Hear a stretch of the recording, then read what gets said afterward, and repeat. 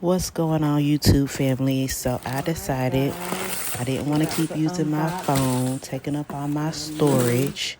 Pocket camera. I said, why not find me a little camera that won't break the bank? I found this camera off of Amazon. This camera so I can start vlogging more and doing travel vlogs. This is the unboxing to my new pocket camera. It's the Vetec 4K vlogging travel camera. And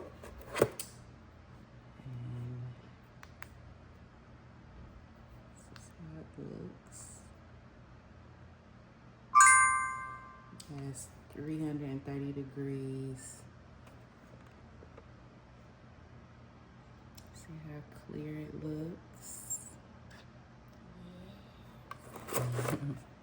And it comes with a tripod stand.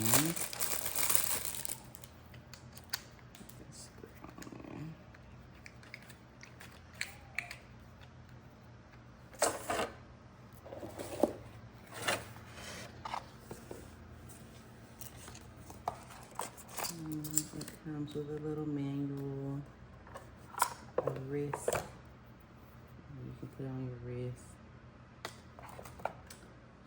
Charger, case, and then a lens cleaner.